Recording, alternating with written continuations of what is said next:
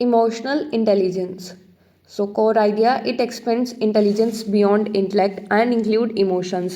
तो इसमें हमने इंटेलिजेंस में क्या पढ़ा था कि नॉर्मली जो हमारे दिमाग से रिलेटेड एक्टिविटीज़ होते हैं, जो हम प्रॉब्लम सॉल्विंग में, अंडरस्टैंडिंग, रीजनिंग में परफॉर्म करते हैं, वो हमारी इंटेलेक्चुअल एक्टिविटीज़ होती हैं।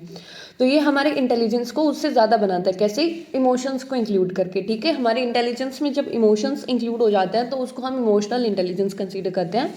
And it is link to Indian tradition, that is affective aspect. तो ये हमारे इंडियन ट्रेडिशन से भी लिंक्ड है। Definition, skills for appraisal, expression and regulation of emotions. कि हम क्या करते हैं? अप्रेजल यानी किसी चीज़ को असेस करना, कि हम हमारे इमोशंस को असेस कर पाते हैं, उसको समझ पाते हैं, हमारे अच्छे से एक्सप्रेशन कौन से मोमेंट में या कौन से सिचुएशन में किस तरह से इमोशंस को एक्सप्रेस करना है वो हमें पता होता है, और हम हमारे इमोशंस को रेगुलेट कर पाते हैं, ठीक है। जैसे कुछ हमने देखा होगा, कुछ इंडिविजुअल्स होते हैं जो बिल्कुल छोटी सी सिचुएशन में पैनिक करने लग जाते हैं, एंशियस फील करते हैं, ठीक है। मतलब ऐसी सिचुएशन नहीं होती बट स्टिल, और कुछ ऐसे होते हैं जो अपने इमोशंस पर अच्छे से काबू कर लेते हैं, ठीक है। तो उनको रेगुलेट करना आता है। So it is feeling side of intelligence, ठीक है। So importance, high IQ doesn't mean life success. कि ये नहीं है कि कुछ इंडिविजुअल्स हमने देखा हो बहुत इंटेलिजेंट होते हैं, बट इसका मतलब ये नहीं होता कि वो लाइफ में सक्सेसफुल होंगे ही होंगे, ठीक है।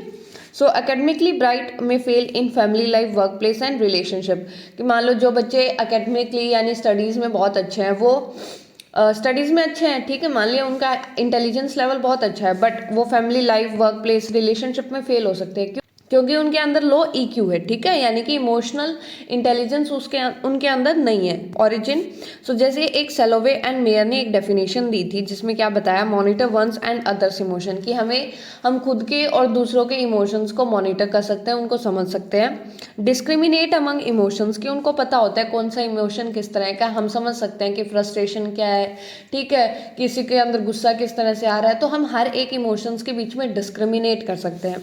And use emotion to guide thinking and action. कि उन इमोशंस का हम यूज़ कर सकते हैं हमारी सोचने को गाइड करने के लिए और हमारे एक्शन को गाइड करने के लिए। जैसे मान लो हमें कोई भी चीज़ का पूछना होता है, मान लो हमें ट्रिप का पूछना है, तो हम ये देखते हैं कि मम्मी का मूड कैसा है ना। अगर मम्मी का मूड खराब है तो हम नहीं पूछेंगे।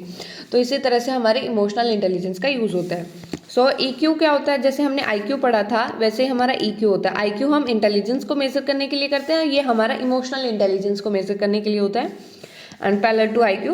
So simple meaning, ability to process emotional information and accurate plus efficient handling of emotions. तो इसका सिंपल मीनिंग क्या है? कि हमारी जो भी इमोशनल इन्फॉर्मेशन होती है, ठीक है, जो भी इमोशन से रिलेटेड इन्फॉर्मेशन होती है, हम उसको प्रोसेस कर सकते हैं। So educational significance, growing focus in education help student deal with stress. अब जिन इंडिविजुअल्स के अंदर इमोशंस जो मैनेज कर सकते हैं अच्छे से, उनके अंदर स्ट्रेस और चैलेंजेस को वो अच्छे से डील कर पाएंगे।